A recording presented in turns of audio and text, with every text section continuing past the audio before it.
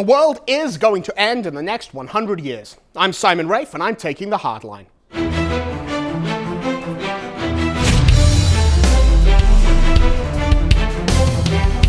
Welcome back to Hardline, the show I host because it forces me to be a better person. If you get something out of it too, that's good, I guess. I'm your host, Simon Rafe. Joining me later will be my producer, the inimitable Joe Enders, to talk about what we just talked about. And after that, Jules Gomesh, our Rome correspondent, will be stopping by for a gentleman's chat. But for now, the end times. Yea, and verily they are coming. Behold, the destroyer is at the gate, and he stands and he knocks. Soon, very soon he will come, and the world will vanish in a twinkling, and our eyes shall be closed, and we shall open them on our new life. Be ready, be vigilant and ready, and watch for the signs. Soon the world will end. The end times are coming. There is nothing you can do about it, and I am 100% right. The world will end within the next 100 years. Most likely, it will end before this century does. There is a decent possibility it will end before we reach the halfway point. That is, the end times will be here before 2050 AD. How can I be so certain, so sure? Have I been receiving locutions, messages from God or an angel or the Blessed Mother? No, I have not. Have I been poring over scripture with a calendar and an abacus and a treatise on numerology? No, I have not. Have I been diligently watching the signs of the times and understanding what they mean? No, I have not.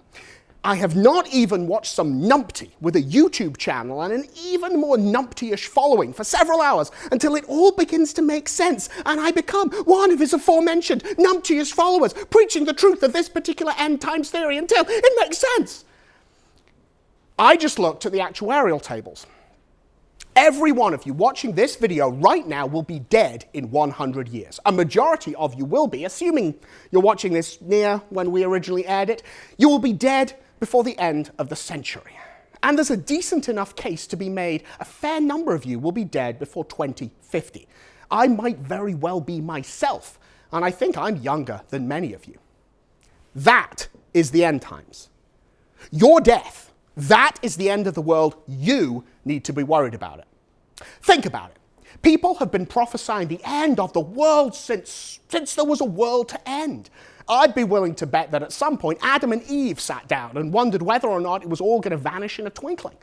Certainly the first Christians thought the world was going to end, and plenty of them thought it was going to end real soon, not in some unspecified distant future. Read the letters of St. Paul. There's a thread running through them that seems to really indicate he didn't just think Jesus was coming back, but that Jesus was coming back really soon, like within that is Paul's lifetime. I'm not saying the world is not going to end. It is. Jesus will come back. The four horsemen will ride. Plagues will be poured out. The sun will become black as sackcloth, and the Caesar's blood. Trumpets will sound. The dead will rise. All of that and more will happen. The church says so, and so we believe it with complete and full Catholic faith. What makes you think you'll be around to see it? I mean, obviously, because you are a creature with an immortal soul, you will be around to see it. But rather, what makes you think you'll be around to see it with your eyes of flesh? Or at least your perishable, unresurrected, imperfect, corruptible eyes of flesh. The eyes you have right now and are using to watch this video. You are watching this, right? Let me know if you're just doing this as a podcast, but please don't tell Joe because he puts so much effort into the graphics and stuff. Did you notice the skyline background moves? What makes you think you'll be around to see it? What makes you think the end of your world, which is the one that really matters, the one where you will meet Jesus for your particular judgment, what makes you think that is going to coincide with the end of the world? For at least 2,000 years, and probably for 6, men have been saying, this time next year, you mark my words, and they've all been wrong. Of course, this is the first hard line here. Don't go about making pronouncements about the timing of the end of the world. Christ himself says no one knows but the Father. Now, one might argue that if Christ is coming back, he should know when that's going to be, just so he can set his alarm or make sure his crimson robe is pressed or whatever. But sure as sunrise, you don't know. Don't make pronouncements yourself, and don't listen to people who say they do know. They don't. Every single one of them has been wrong so far, and God himself tells us they're going to be guessing at best. If one of them ever does get it right, it'll be like the joke they tell about the Federal Reserve. They've correctly predicted 17 of the last 5 recessions. That's not my concern. You aren't standing on Hyde Park Corner with a placard reading, "The end is nigh," or running a YouTube channel breathlessly predicting the date of the final trumpet. If you are, stop. Get some help. And don't waste your time listening to them, because the truth of the matter is, you are going to die and you need to be ready for it. Perhaps the world will end within your lifetime. If that is the case, it's going to end right at the end of your lifetime, and you will be part of that generation. I'm not saying that isn't going to be the case. I'm not saying it won't happen. I'm not even saying it's unlikely. Hey, signs? Wars and plagues and violence and confusion and apostasy, we've got all of that. I'm just saying the end of the world's world, the whole world, the end times, Jesus coming back, is so insignificant compared to the end of your world, your end, your death, you going to Jesus, that you not only shouldn't worry about it, but that worrying about it can be a distraction. And it's such a good distraction, or a bad one, I guess. It's such a significant distraction from focusing on your own death. I might even go so far as to call it a satanic distraction. Even if it's not from Satan. It's so perfect for him, I've got to imagine he has little cadres of demons whispering to encourage that obsession. You are going to die. It's going to happen within the next 100 years. Are you ready for it? You can look at the actuarial tables, at the life expectancy for your generation and cohort and race and ethnicity and sex and weight and whether or not you smoke. Put a pin in the calendar. And then you can remember that you just might die. I know the news is chock full of dying suddenly right now, but let's remember that even without the current spate of healthy people keeling over without warning, healthy people do just keel over without warning. Heart attacks, strokes, car accidents, violence, ill-advised extreme sports, gas station sushi. Even if you get some kind of warning, you find a lump and you go to the doctor and he says it's cancer and you've got 6 months, are you ready? Have you got time to get ready? More importantly, do you have the habits, the temperance, the spiritual muscle to get ready? Can you stare at your death, either when you are bleeding out or gasping on a clot or in the examination room of the Mayo Clinic, or even just sitting quietly alone, knowing one day you will be 70 or 80 or 90, and this frail mortal coil is just going to say, "Adios, buckaroo, it's been fun"? Can you stare into the abyss of death and not blink? Can you say to yourself honestly, this is going to happen, and it's probably going to come when I don't expect it, and so I need to be ready for it? And I'm not talking spiritually, not just, although of course that is most important. Get to confession on a regular basis. If you fall into mortal sin, run, don't work, but do pay attention to the traffic and do drive safely. If you fall into mortal sin, run to the confessional. Don't let the sun set on your sin. Attend Mass as often as you can. Make a regular examination of conscience. Receive communion frequently and reverently. Align yourself with the devotions like the first Fridays and the first Saturdays. Pray for a good death. Enlist the help of the saints by petitioning them to be there when that hour comes. Wear the scapula. All of these things. You know them, but do you really know them? Do you just know them in the front of your brain and they get washed over with rationalizations and excuses and justifications and whistling past the literal graveyard? I'm just young. I got time. I'm healthy. I'll be okay. I'll do it tomorrow. One day there will be no tomorrow. Don't let the sun set on your sin, but more than that, work out your salvation with fear and trembling. And that means looking your death dead in the eyes and saying, I ain't afraid of you, and I won't let my fear keep me from doing what I should do to be ready for you. And although this isn't spiritual, isn't about salvation, isn't what you might come to expect from a show on this website, don't leave things undone. Don't let the sun set on your sin, but don't let it set on an argument. Make peace with people if you can. Don't assume you'll have a tomorrow to see that person, to tell them how you feel about them. Get a will in order. You don't want your friends and family having to weep in probate courts, maybe even becoming divided and angry because your last wishes weren't clear. Plan your funeral. Let your loved ones know your wishes and spare them the agony of having to decide. Use the good china. Write in the pretty notebooks. Drink the old scotch. The world is going to end. That isn't the hard line. The hard line is that you need to be ready for it, and the world probably won't give you a heads up that it's coming. Your end times are now. Get ready. So what do you think, Joe? Oh, I am very, very, very glad you wrote this, because there are so many faithful Catholics out there that do not seem to understand this message. It's very clear. 1 Thessalonians, Paul says, the day of the Lord will come like a thief in the night.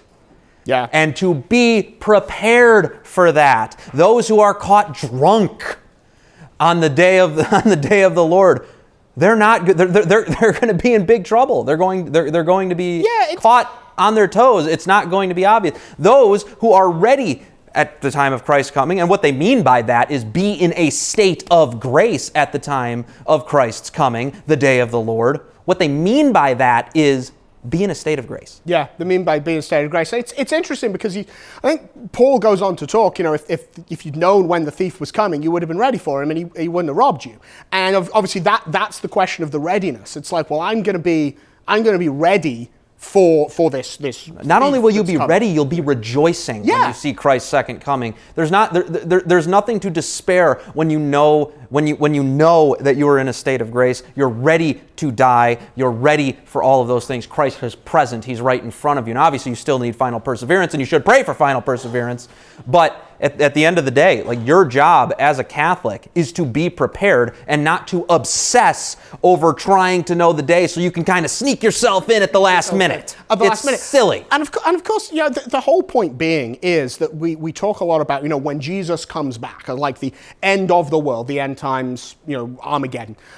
Jesus will come back. Well, okay, but we're all going to die and we're all going to go to Jesus. It's either Jesus is going to come to the whole world, or the whole world is going to go to Jesus one by one. Yeah. And probably it's going to be that one by one thing. And as well, there is that problem. I didn't really talk about it that much, but there's that problem of obsessing over this notion of the end times, of the end of the world, and being obsessed with signs and portents and this sort of stuff. I think it steals your joy for living now. Yeah. It's this idea, well, the world's going to end in whenever, and it's going to be horrible, and what do I do? Well, what about your joy of living now, a genuine Christian joy of living now, which I think is kind of taken away by that? Yeah, there's a certain aspect in which God wants you to first to learn to, one, accept your suffering, carry your cross, do things along those lines, but to also find the true spiritual joys that He's put into His creation while you are on this earth. And if all you ever do is obsess over trying to figure out when the end is or when the end is coming,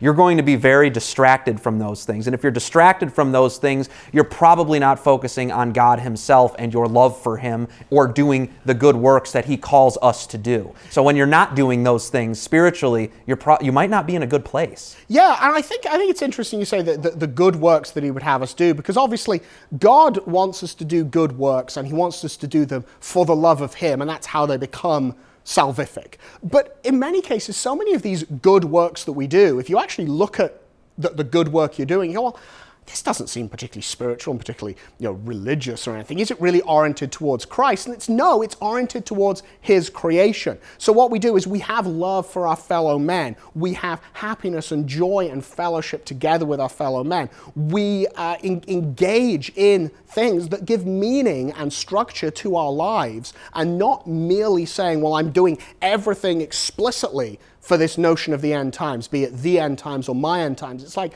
while I'm here, I'm going to show the love that Christ has given to me. I'm going to show it to other people. That's kind of what I was touching on, where I was saying, don't let the sun set in an argument. Use the good china. Drink the old scotch. Don't put off until tomorrow something that you can do today, because you might not get it tomorrow. Yeah, and you know what? The bottom line is, the Bible's very clear about this. You will not know the day or the hour. You need to accept that you will not know the day or the hour, and that you are not. It's not just a good work to try to terrify people with an impending doom into getting them into heaven. Share with them the joys of the faith. Mm-hmm. Share with them the sacrifices that you can make and find joy in to find your faith, to become stronger.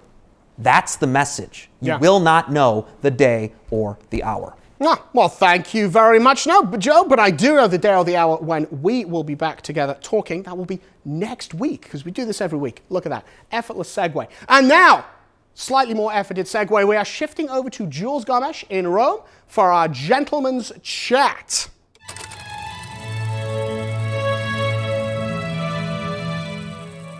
Jules, so wonderful to see you again. I understand that everything is going on in the Vatican this week, and we've probably got more to talk about than we possibly have time. So what's happening, Jules? Well, there's a Niagara Falls of news, Simon. And this morning I was following a press conference at the Vatican. The Pontifical Academy for Life was talking about converging on the person, emergent technologies for the common good. They have all these wonderful, catchy titles. Catchy, I'm being sarcastic there. Yeah, and there was one question I was dying to ask. I mean, they're dealing with the emergent technologies in the light of transhumanism, artificial intelligence, and all these, mind-boggling topics. But they are so naive, and they've been led astray by emergent technologies. And my question was going to be: are you willing to apologize for the hundreds of thousands of deaths caused by the vaccine? Mm-hmm. And of course, we know this morning, the New York Times of all newspapers is saying that the masks were utterly useless.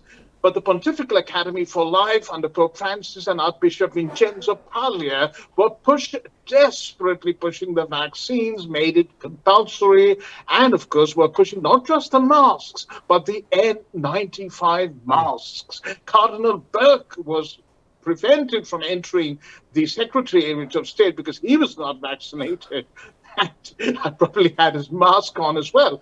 So there is this, there is this hubris that we can deal with these things, but then listening to the press conference again, they have such a naive understanding of how governments are working today that it's almost impossible to see where the Pontifical Academy for Life is going.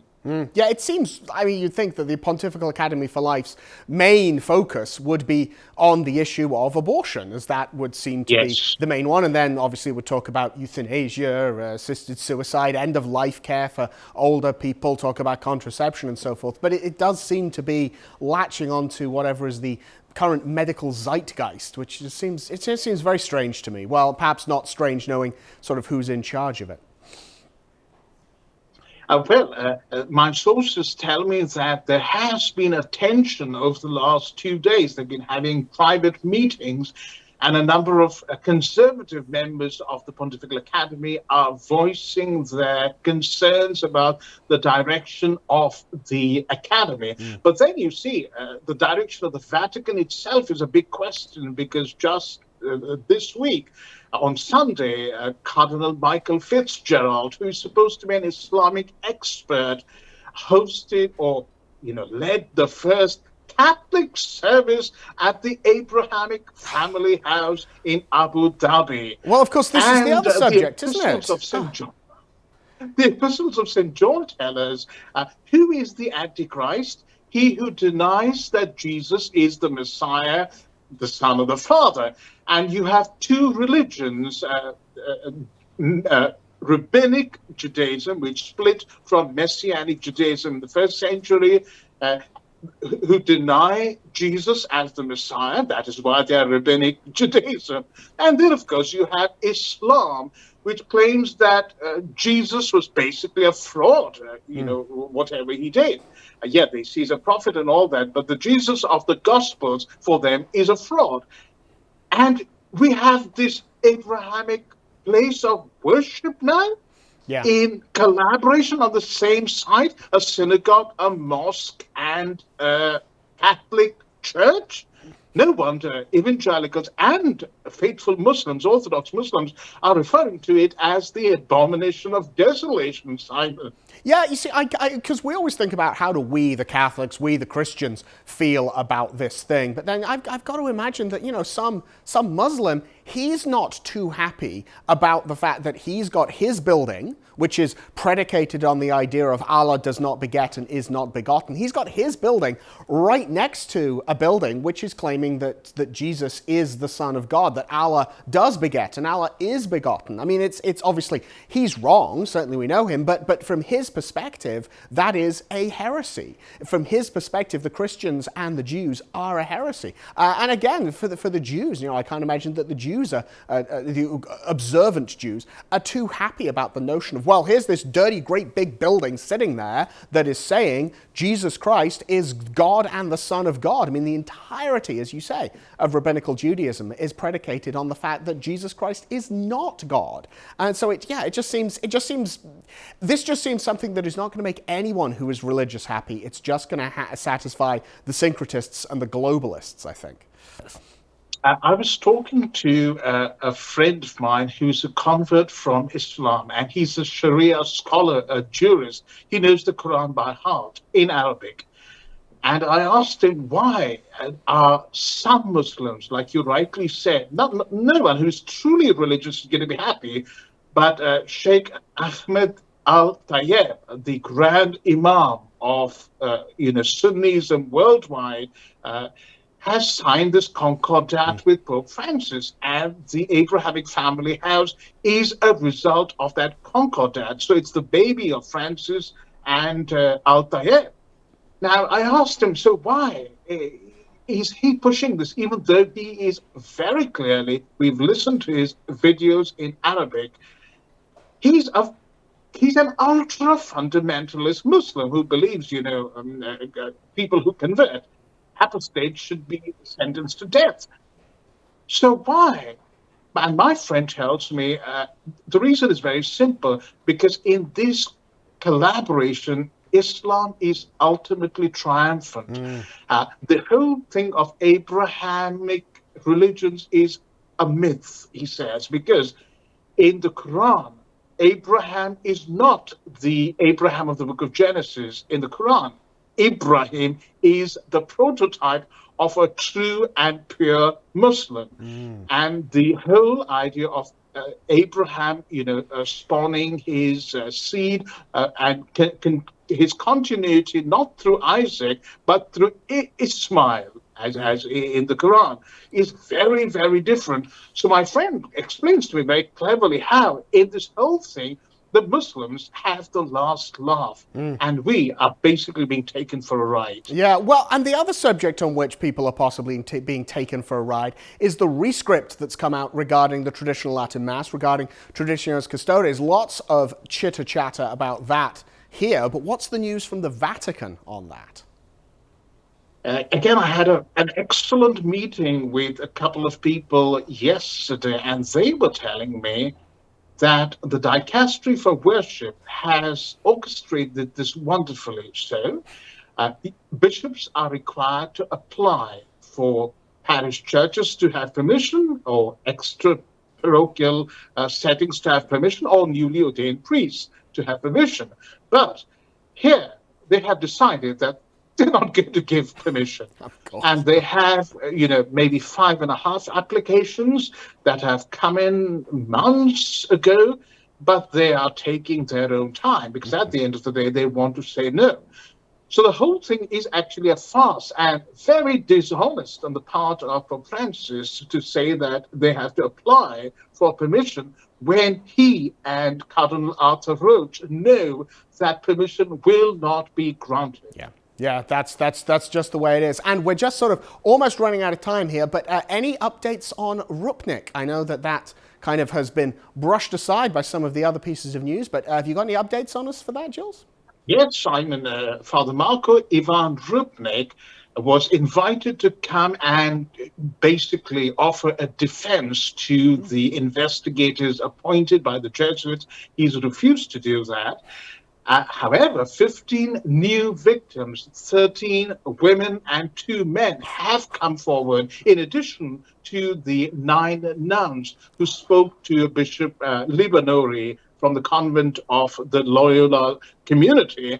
And they have testified to rape, sexual touching, and spiritual manipulation. So we're just waiting to see whether the Jesuits will get rid of Rupnik, or they will, find a way of keeping him on.